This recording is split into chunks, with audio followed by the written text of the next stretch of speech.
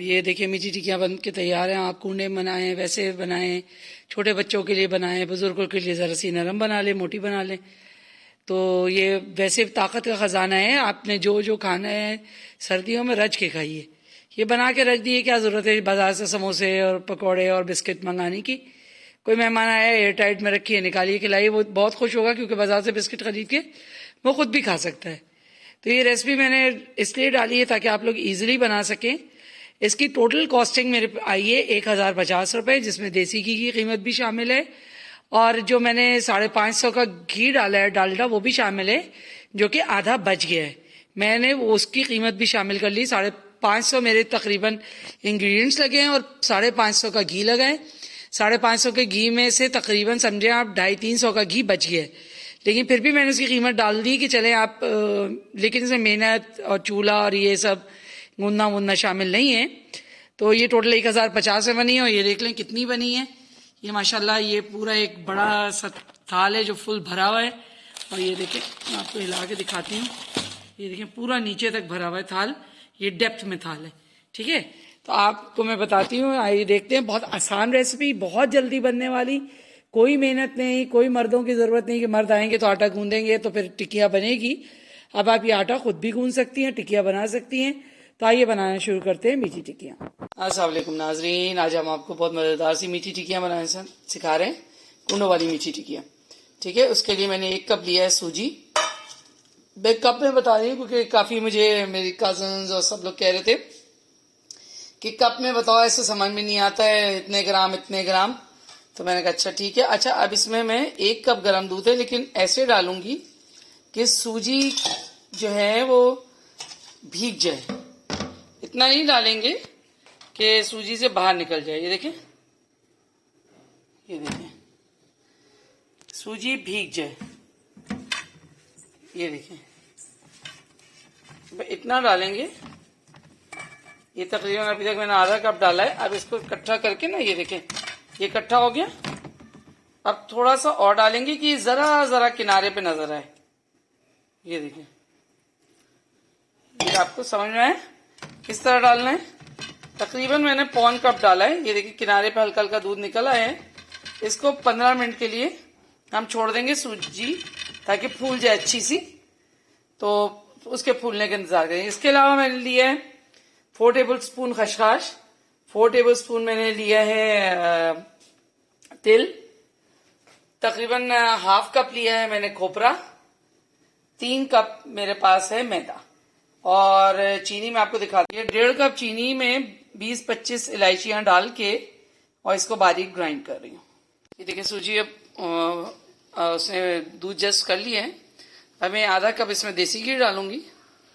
ठीक है, और सब चीजें एक एक करके हम इसमें डाल देंगे। ये हो गया तिल, ये हो गया खोपरा, ये हो गया मैदा और ये हो गया पिसी हुई चीनी।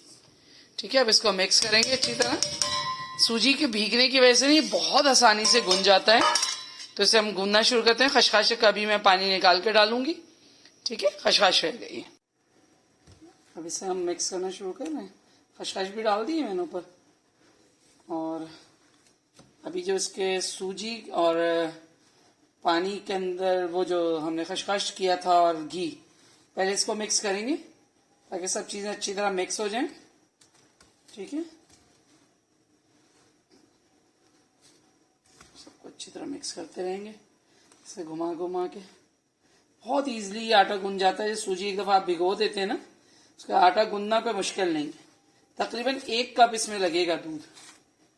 तो अब इसको ऐसे ऐसे पहले इकट्ठा कर लें। ऐसा ना हो कि जो थोड़ा सा बचा हुआ दूध है, 1/4 कप मैंने किया था, तो हम वो डाल दें और फिर ये ढीला हो जाए तो फिर एक दफा मैदा एक दफा दूध, इस तरह करके मुश्किल काम हो जाता है। फिर हर चीज का बैलेंस आउट हो जाता है। अब ये मिक्स हो चुका है। अब इसको थोड़ा सा दूध का छींटा चाहिए। अच्छा, जो नए बनाने वाले हैं उनको मैं ये बात बताऊं कि चीनी की इसके अंदर क्योंकि पड़ी हुई, तो ये फटाफट ना डाइल्यूट हो जाएगा। अगर आपने जरा सा, ज़ाहिर अभी आपको ऐसा लग रहा होगा कि अभी इसमें बहुत जरूरत है, लेकिन इसमें बहुत ज्यादा जरूरत नहीं है। क्योंकि जैसे ही चीनी को थोड़ा सा पानी या दूध कुछ भी मिलता है, चीनी फटाफट उसको एब्जॉर्ब करके और डाइल्यूट होके सोल्यूशन बना देती है।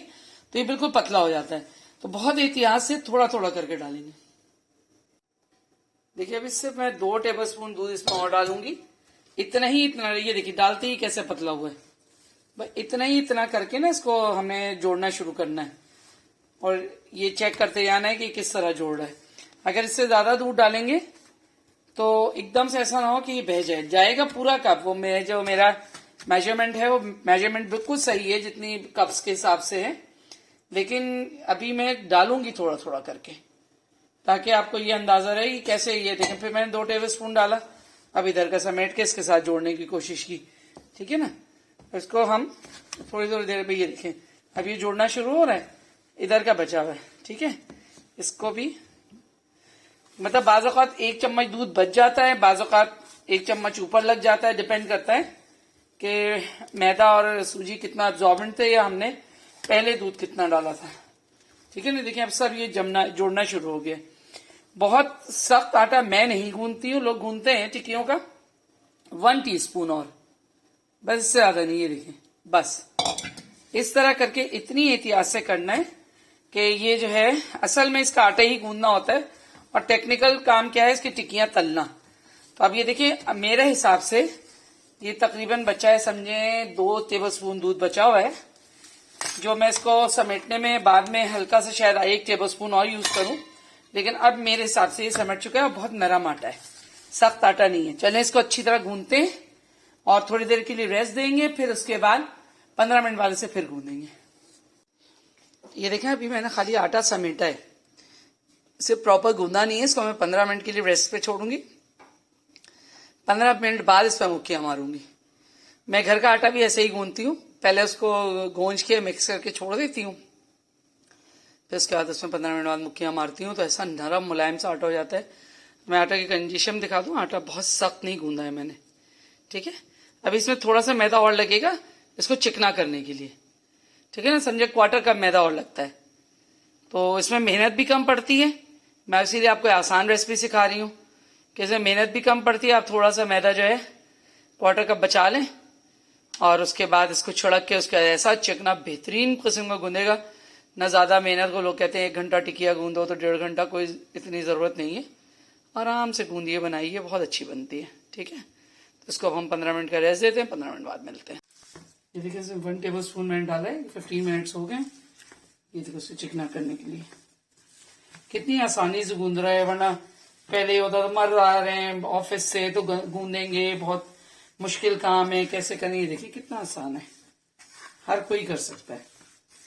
ये जो सूजी हम दूध में भिगो देते हैं ना, उसकी वजह से ये बहुत आसानी हो जाती है। ये टोटल 2 से 3 टेबलस्पून मैदा पड़ता है और ये देखिए बेहतरीन, ये देखिए गुनना कितना आसान है, कितनी इजीली गूंद रहा है।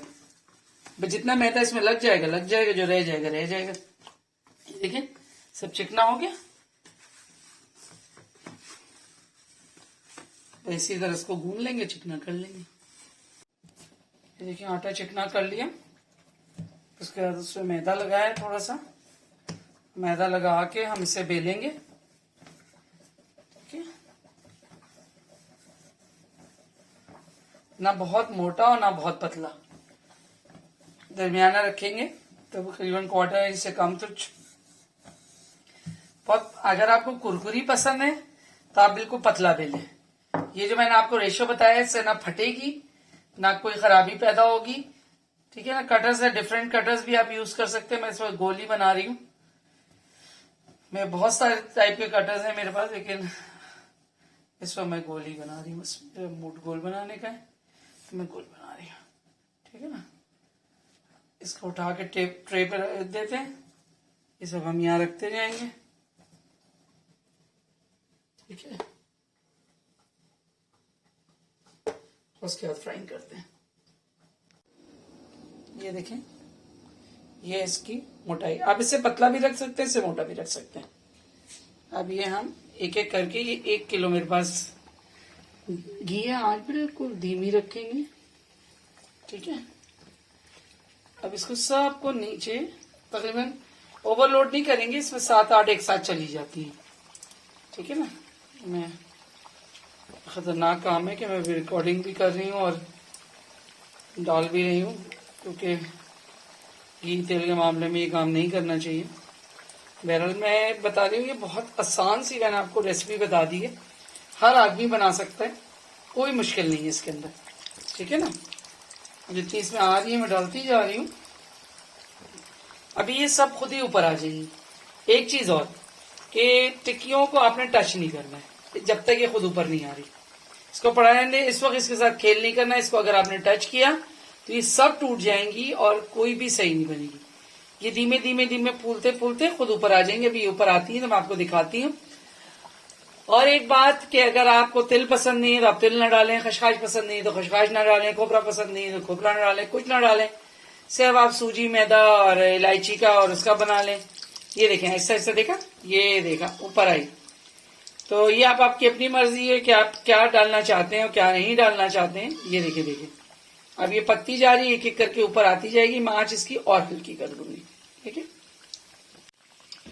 देखिए ऐसा ऐसा करके ऊपर आती जा रही है। इसको टिक्की को टच नहीं करना आपने, देखिए नीचे करके, ये देखिए बस। टिक्की एक साथ छेड़छाड़ नहीं करनी। ये देखिए, इसको एक दफा ग्रिप लेने दें। बड़ी अच्छी सी फूल के अंदर तक घी में पकती है। ये अच्छा मैंने घी में बनाया, आप चाहें तो तेल में बनाएं, लेकिन आपको ये बात बता दूं, मजेदार घी की होती है। एक हमारी नीचे बेचारी दबी रह गई है, उसको भी निकाल देते हैं। आप भी ऊपर आ जाए भाई। ये देखिए, हैंडल विथ केयर है, सिर्फ इतना देखना है, चम्मच बार बार नहीं मारी है तो ये बहुत अच्छी बन जाएगी। ये देखिए जी, ऐसा ऐसा ऐसा कलर आ रहा है। ये देखिए बिल्कुल हल्के हल्के पलट पलट के आहिस्ता से करें तो कुछ भी नहीं होता। ये देखें, ये देखिए आहिस्ता सा करें। और मैंने इसीलिए बिल्कुल हल्की रखी हुई ताकि ये अंदर तक पक जाए, ठीक है। ये निकालते हैं, फिर आपको दिखाते हैं। 2 मिनट बाद ये निकलेगा, उसको मैं आपको दिखाती हूँ।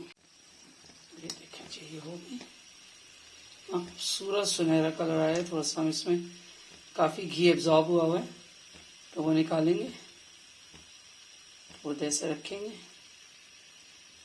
ठीक है। और अब इसको हम, ये देखें अभी निकला रहा है, तो इसके बाद हम इसमें डाल देंगे, ठीक है। इसी तरह करके सारी बना लेंगे। अभी देखिए हम डिफरेंट शेप्स डालेंगे। ये हेक्सागन हो गया, ये फ्लावर हो गया, ये हार्ट हो गया, ये स्क्वायर हो गया। मेरे बच्चे छोटे थे तो मैं तो इतना बिस्किट चिप्स पे जोर नहीं देती थी, तो मेरी सास ने मुझे बताया था, तो हम लोग यही बना के ना, टीदिंग जब बच्चे करते थे तो एक निकाल के दे दिया। थोड़ी सख्त बनाते थे, जरा मोटी, और बहुत धीमी आंच पे देर तक फ्राई करते थे, तो गजाइयत से भरपूर भी होती थी। पता नहीं बिस्किट में क्या क्या पड़ता है, क्या क्या नहीं पड़ता है, तो बच्चे खा भी लेते थे, हेल्दी भी रहते थे और एंजॉय भी करते थे कि कभी कोई शेप, कभी इसी तरह शेप्स का भी मजा करते थे कि हम ये वाला शेप लेंगे, हम वो वाला शेप लेंगे। तो इस तरह हम डिफरेंट शेप्स बनाती थी। तो अभी मैं बना रही हूँ, तो माशाल्लाह तो सब जवान हो गए, तो मुझे उनका बचपन याद आ रहा है। तो मैंने कहा ये असल में मैं छोटी छोटी यूँ बना रही हूँ, कभी कोई बच्चे बच्चे घर में आ जाते हैं तो उनके लिए अच्छा रहता है। रेसिपी तो मुझे कूंडे की टिक्कियों की पहले डालनी थी, बस कुछ तबीयत बेहतर नहीं थी तो रह गई। बहरहाल अभी भी 7-8 दिन है, जिसने देखना हो देख ले और बना ले। मेरी कजन्स ने बहुत कहा था, मैं अपने बेटा बेटी जो कनाडा में रहते हैं उनके लिए, और मेरी 2 खूबसूरत बहनें, उन्हें कूंडे की टिक्कियाँ बनानी थी, तो उन्होंने मुझसे कहा था कि हमें रेसिपी कप्स में बता दो। पहले मैं किलो में बताती थी, तो वो मुझसे कहने लगी कप्स में बता दो। मैंने कहा चले मैं कप्स में बता देती हूँ। तो मैंने कप्स में रेसिपी बताई। ये फ्राई भी जल्दी हो जाएंगी क्योंकि इनका साइज छोटा है, ये भी फ्राई हो जाती है। फिर मैं आपको दिखाती हूँ सारी बन के कैसी लग रही है। ये देखिए सब गोल्डन फ्राई हो गए, इसमें भर के और हम टोकरी में डाल देंगे, ठीक है।